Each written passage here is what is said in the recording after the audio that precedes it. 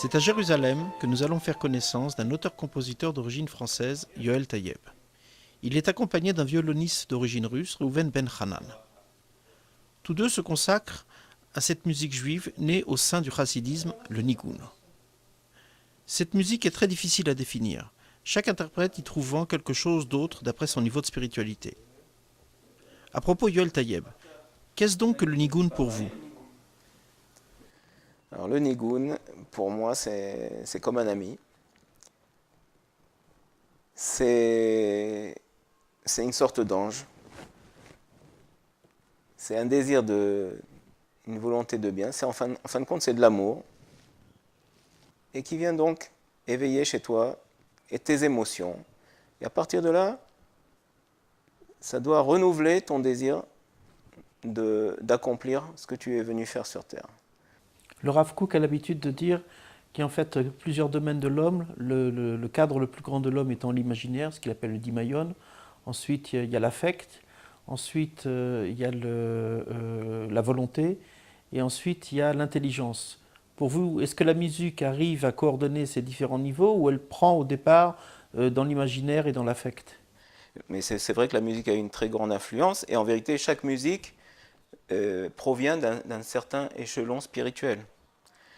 Moi, personnellement, je vois la musique comme une immense échelle, comme l'échelle de Jacob, où vous avez, par exemple, le hard rock, le rap, etc. Je les mettrais dans les premiers étages.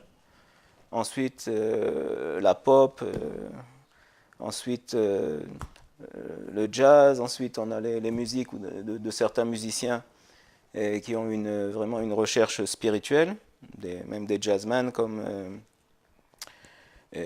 John Coltrane, etc. Ensuite, on peut mettre Bach, parce que Bach a vraiment été un homme qui a eu une très, très, très forte recherche spirituelle, et c'était aussi un très grand improvisateur.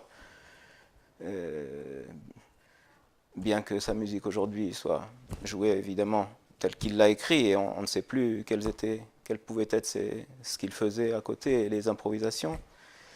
Et puis je dirais qu'il y a la musique des grands maîtres spirituels, des grands maîtres chassidiques.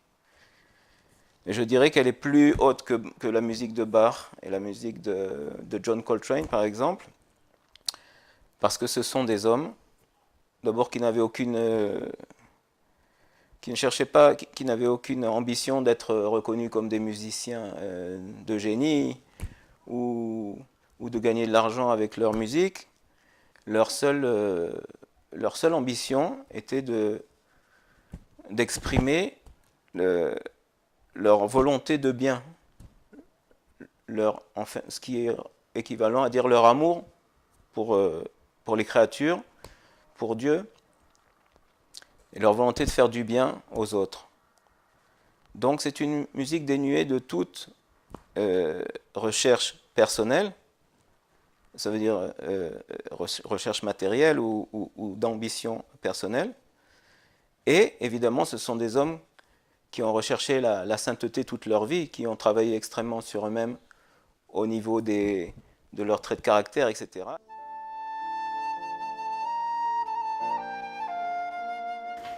Alors là, on va vous jouer un nigun du José Milublin, le voyant de Lublin, un contemporain de Rabbi Nachman de Braslav. Et ce nigun, il s'appelle Lael Asher Shabbat.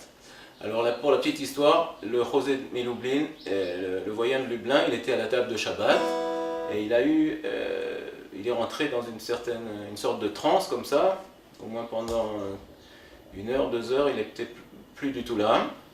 Et quand il est revenu à ses esprits, il a retrouvé ses esprits, enfin, quand il a rouvert les yeux après Et il a dit à ses élèves, j'ai écouté le chant des malachim, le chant des anges. J'ai entendu la musique des anges. Alors, on va écouter.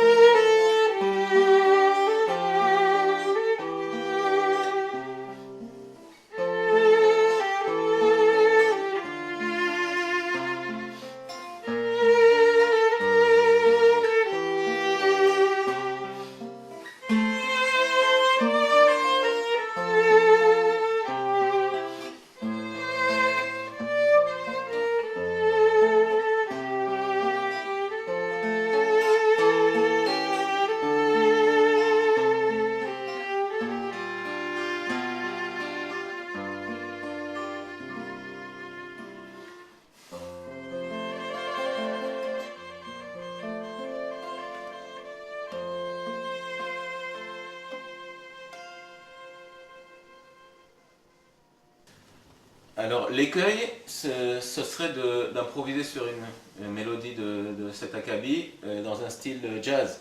C'est pour ça que j'ai dû attendre de nombreuses années avant de vraiment arriver à ce que je voulais au niveau du style Maïm que j'ai développé. Je cherchais des musiciens qui étaient capables en même temps d'improviser, mais de le faire d'une façon, disons, juive. Quelque chose qui va bien avec l'esprit du nigun. Alors là, on va faire justement l'erreur à ne pas faire. Et Reuven, il va improviser. Il était justement un très bon jazzman avant de rentrer dans le nigun, lui aussi. Et là, il va justement improviser d'une façon qu'il ne faut pas faire, un peu dans le style jazz, un peu dans le style bebop.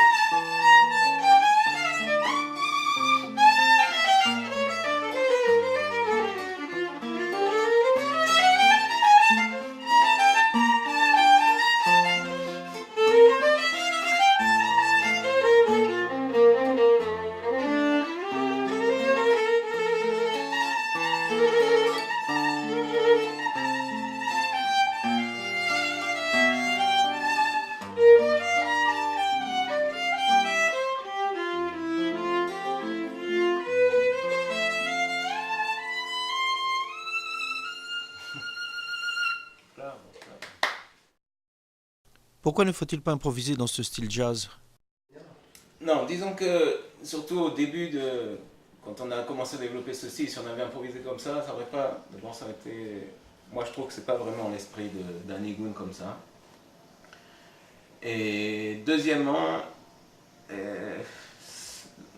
ça aurait été vraiment. On n'aurait pas pu développer un style vraiment nouveau.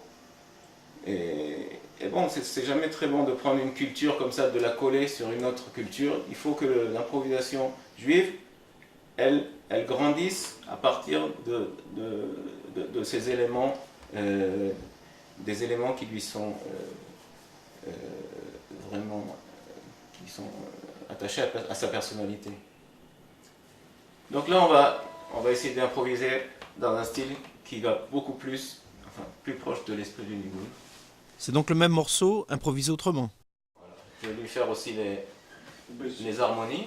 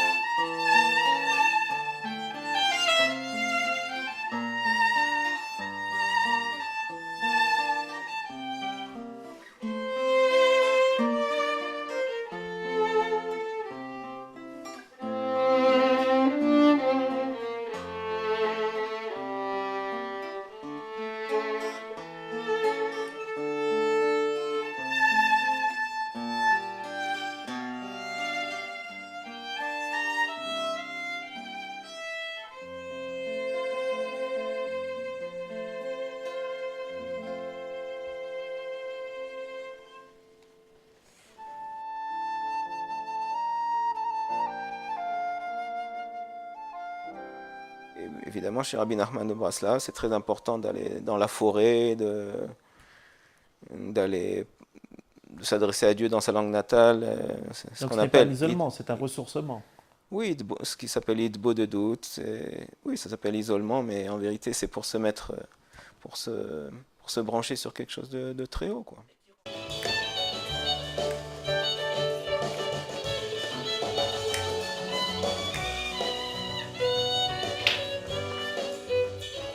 Donc quand quelqu'un va faire sa prière, etc., le mieux c'est de la faire dehors, au milieu des prés, dans les champs, parce que là il va recevoir...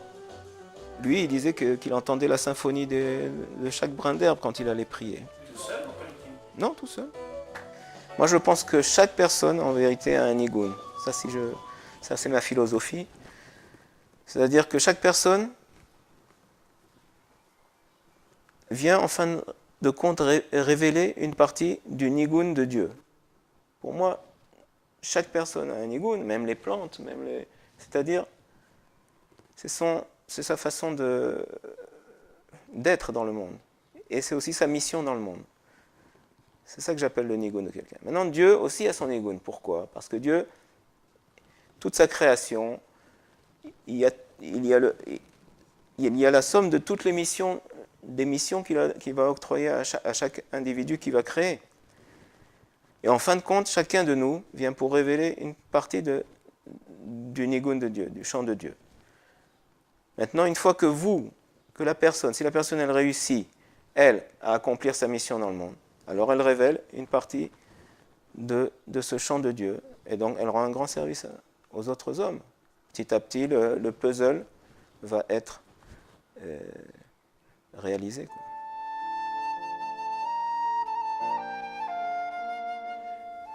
Vous savez qu'à la deuxième génération des rabbis de Lubavitch, celui qu'on appelle l'Admor Emtsaï, il a écrit un livre d'ailleurs à l'époque en yiddish qui s'appelle le Kuntras Eit Paalus, qui a été bizarrement traduit en français dans une maison d'édition ésotérique. Il n'existe pas en hébreu, mais il existe en français. Et dans ce livre-là, il développe un thème très simple. Et c'était un peu comme ça une espèce de rébellion qu'il a eue contre son père, le Balatania. Plutôt que de dire, par exemple, tous les soirs à Maariv Aravim qui fait tomber la nuit, sortons dehors, voyons un couchant de soleil. Et c'est peut-être beaucoup plus marquant que de le dire. Le voir et s'en imprimer, c'est beaucoup plus marquant que le dire. Qu'est-ce que vous en pensez? Non, d'ailleurs, je suis très mal vu dans la plupart des synagogues, parce qu'au milieu du Kaddish, je peux sortir pour aller voir la nature, ou pour... Alors, les gens me disent, mais qu'est-ce que tu viens faire ici? Tu participes pas au minyan? Je sais pas, je suis avec vous, les amis, mais j'ai le droit d'aller voir un peu le soleil, d'aller sentir les fleurs, etc. Ou bien, je me rappelle, il y avait une période où j'avais un cahier de musique. Dès que j'avais une idée musicale, alors je la notais. Alors les gens me disaient, ah, qu'est-ce que tu fais pendant la prière? Tu marques des... tu composes? Tu composes?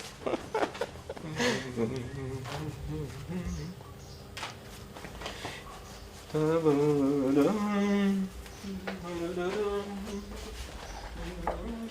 reçois la plupart de mes nigunim après la prière, une fois que j'ai plié mes tefilines. J'ai un petit magnétophone, et après un petit peu d'études, je rentre chez moi, et sur le chemin, la plupart du temps, j'ai un nigun qui me vient en tête.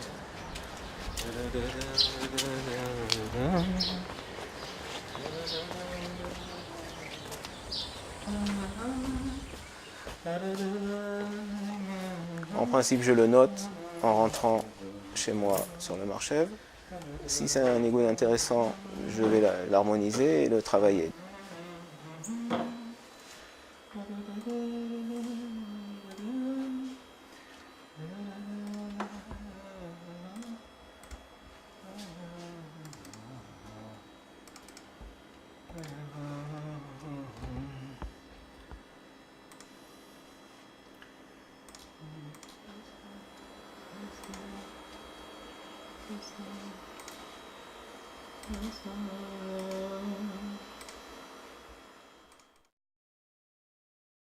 Alors, bon, comme je vous ai dit, j'ai pas mal de nigun.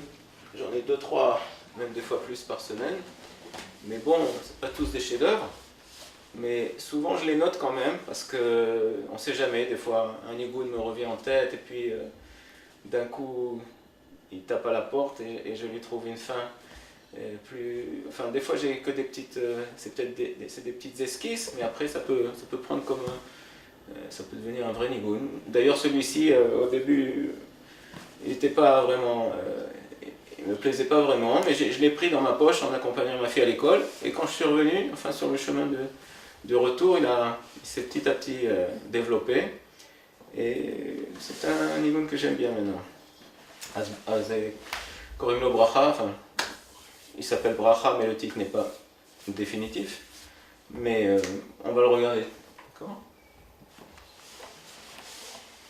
אז הוא ככה, אז אני מנגן את הפתיחה, אתה מנגן את המנגינה, אחר כך מגיעים לפה, מנגנים את זה שוב, ופעם שנייה אני עושה גשר כזה, ומהגשר אנחנו ממשיכים פה. ואז אתה מאלתר, וגומרים פה. בלי זה, גומרים פה ככה. אז תראה לי מתי אנחנו... לא, קודה זה זה. קודה אני חוזר לפתיחה, וגומרים פה, אוקיי? אז on déchiffre là. On fait une petite répétition.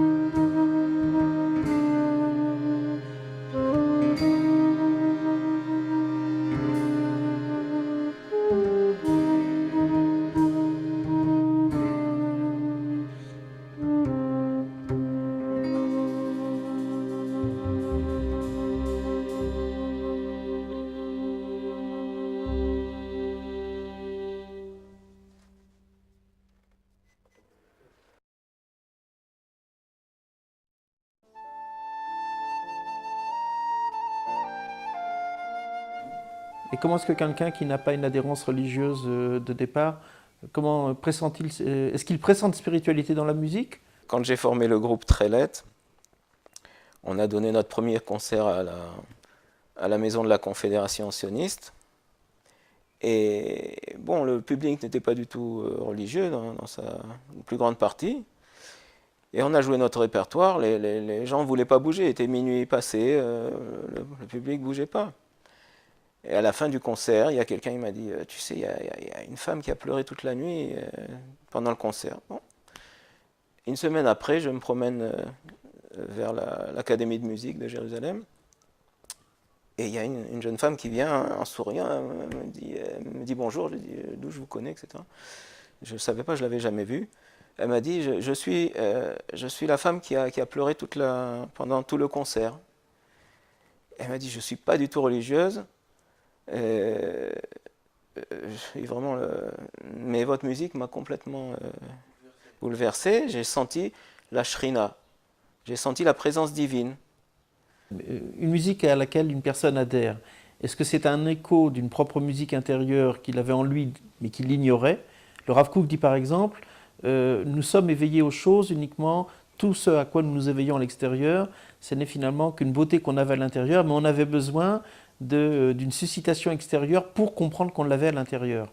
Il y a dans ce monde des musiciens d'un niveau extraordinaire et pourtant ils ne connaissent rien à la musique. Alors je me disais, mais qu'est-ce que ça veut bien dire ça? Votre femme s'est essayée à la peinture. Vous pensez que la musique, c'est un art de prédilection pour faire passer ça, plus que l'écriture ou la peinture? La musique de nos jours, c'est comme un langage. À partir de ça, vous pouvez mettre ce que vous voulez dedans. Ça veut dire que vous pouvez vous en servir dans la sainteté ou dans le contraire. 1, 2, 3, 4, 5...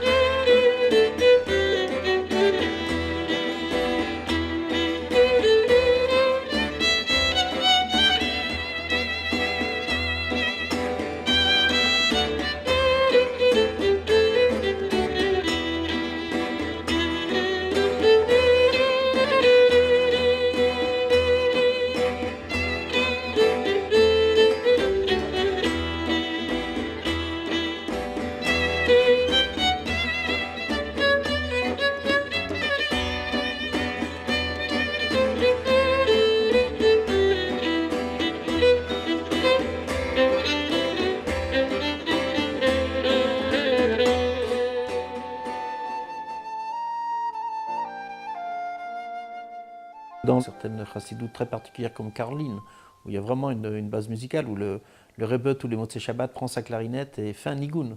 Et on ne sait jamais à l'avance quel nigoun, et il invente un nigoun, une improvisation totale, tous les Motzei Shabbat. C'est sa façon de sortir de Shabbat.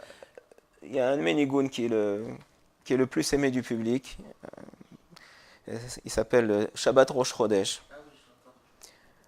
Alors j'étais en chemin vers la synagogue le vendredi soir, c'était veille de Rosh Chodesh, donc début du mois, et j'ai eu une belle mélodie en tête, et toute la soirée je la chantais, et j'ai dit waouh, qu'est-ce qu'il est beau ce nigoun.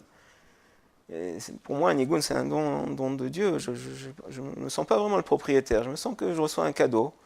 C'est pour moi le plus beau cadeau d'ailleurs quand je reçois une belle mélodie. Et le lendemain, je me suis réveillé, je l'avais complètement oublié. Alors tout le Shabbat, j'étais là, wow, okay, c'est quoi, comment c'était? J'essayais de me rappeler. D'ailleurs, des fois, intérieurement, je me rappelle les notes, puisque je sais que si c'est... Donc des fois, j'arrive à retenir une petite partie, et puis à partir de ça, je reconstruis tout quand ça m'arrive le Shabbat. Parce que souvent, le Shabbat, il y a justement des très beaux nigunim, mais c'est pas marrant. Et ce qui s'est passé à la Motzei Shabbat, j'étais à la synagogue, et il m'est revenu. Et je sais pas, j'ai cherché dans la synagogue un bout de papier et un stylo, et je sais pas, c'est un miracle, j'ai retrouvé un stylo qui était caché dans le truc d'une fenêtre, là. Je me suis tout de suite, j'ai noté le nigun. Et il m'est resté, on a pu l'enregistrer plusieurs fois.